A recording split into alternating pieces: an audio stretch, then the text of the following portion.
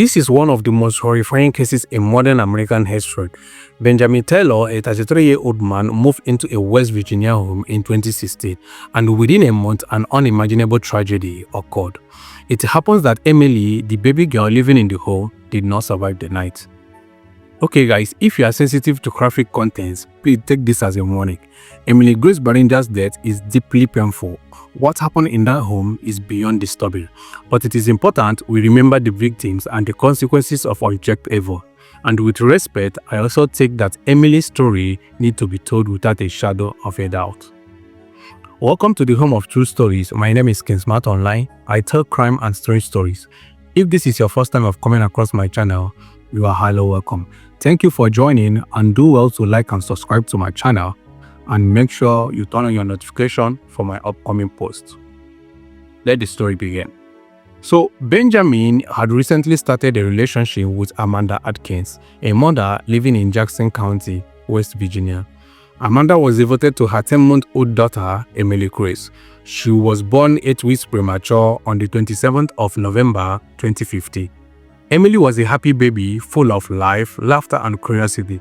She loved to play, and her mother showered her with love every moment. Life felt simple and warm for this little family. Benjamin moved in with Amanda, and according to neighbors, he appeared quiet and normal. But behind closed doors, the reality was far darker. Amanda, like any loving mother, carefully monitored her child's well-being. She had routines, which is feeding, bathing, and putting Emmaleigh to sleep, and also checking on her frequently at night. So she trusted that her baby was safe under her roof. The tragic morning began like any other.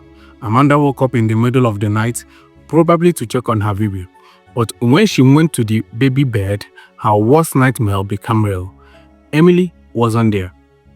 Panic set in immediately. A 10-month-old baby doesn't simply crawl out of a crib and disappear. That's not possible. So Amanda ran through the house, her heart racing like calling for her daughter. Every room she entered offered only fear, confusion, and the creeping realization that something was terribly wrong. She could not find her baby. She could not find Benjamin either. So she searched the house again and searched again and again. She had already checked everywhere. The only place left for her to check was the basement. She remembered that Benjamin had said he was going to the laundry, so she believed he was downstairs with her baby, helping and being responsible.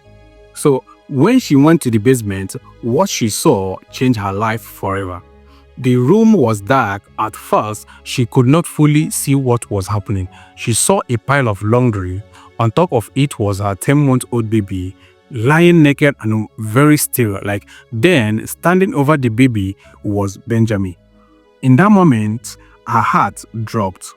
Benjamin was sweating. His shirt was off. His jeans were unbuttoned. She knew right away something was very wrong. So fear rushed through her body.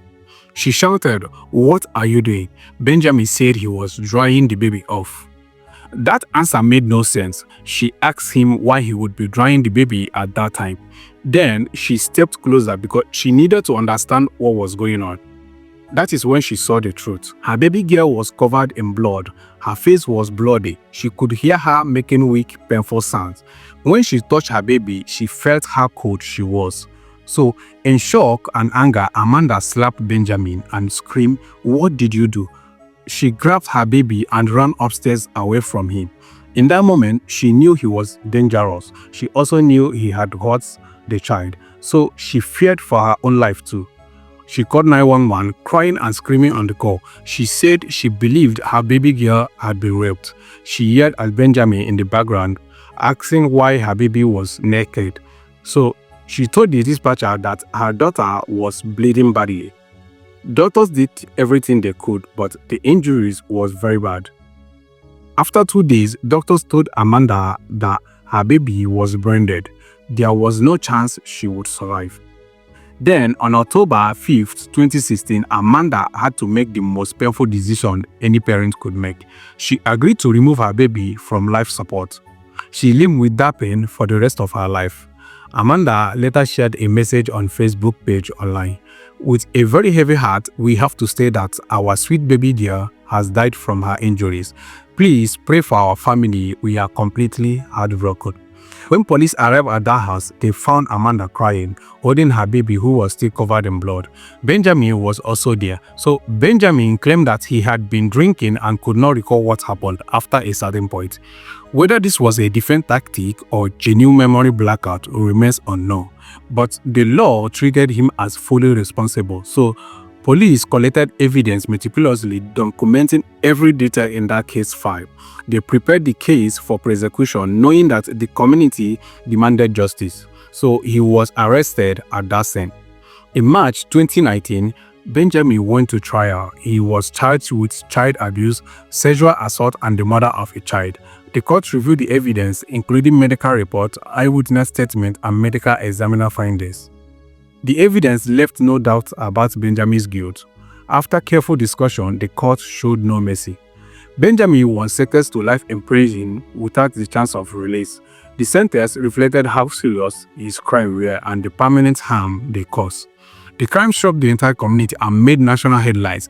People were outraged, grieving for the life of a baby taken far too soon. An online petition later spread, calling for Benjamin to be executed in public, but authorities quickly shut it down, recognizing that vigilant justice was illegal. But the petition showed how much this case touched the public.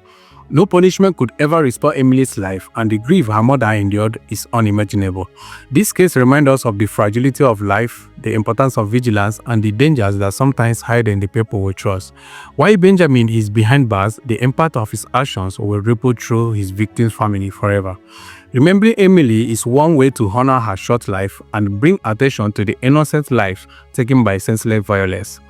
Cases like this are haunting because they show the darkest corners of human behavior, but by telling Emmaleig's story, we remember her life, warn others, and ensure her tragedy isn't forgotten.